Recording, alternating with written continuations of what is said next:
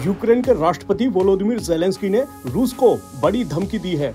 उन्होंने कहा है, कब्जाधारियों को ये पता होना चाहिए कि हम उन्हें सीमा पर धकेल देंगे। हमारी सीमा की रेखा बदली नहीं है। आक्रमणकारियों को ये अच्छी तरह से पता होना चाहिए। ज़ेलेंस्की ने कहा कि अगर रूसी सैनिक जिंदा रहना चाहते हैं तो ये वो वक्त है जब रूसी सेना यूक्रेन से भाग जाए। उन्होंने यूक्रेन में मौजूद रूसी सैनिकों से कहा, घर जाओ। अगर आपको रूस में अपने घर लौटने से डर लग रहा है तो कोई बात नहीं, फिर ऐसे कब्जाधारियों को सरेंडर कर देना चाहिए और हम उन्हें जिनेवा कन्वेंशन के सभी नियमों के पालन की गारंटी देंगे। ज़ेलेंस्की ने कहा कि अगर रूसी सैनिक उनकी बात नहीं सुनते तो उनको यूक्रेनी सैनिकों का सामना करना होगा।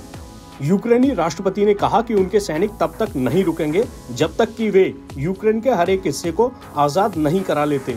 ज़ेलेंस्की ने कहा कि युद्ध में यूक्रेन की योजना को सार्वजनिक करना सही नहीं होगा, लेकिन हर किसी को वक्त के साथ नतीजे दिखेंगे। ज़ेलेंस्की ने ये भी कहा कि यूक्रेनी सैनिक रूसी ठिकानों और मुख्यालयों को तबाह करना जारी रखेंगे।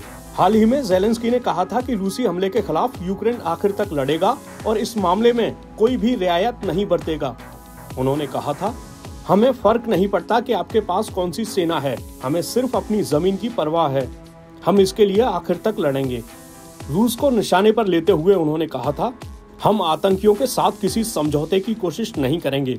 हमारे लिए यूक्रेन का मतलब पूरा यूक्रेन ही है, सभी 25 इलाके बिना किसी रियायत या समझौते के। ज़ेलेंस्की ये भी कह चुके हैं कि रूस ने यूक्रेन के जिन हिस्सों पर कब्जा किया है, अगर वो उनमें रूस में शामिल होने को लेकर जनमत संग्रह कराएगा तो यूक्रेन के साथ बातचीत के दरवाजे बंद हो जाएंगे।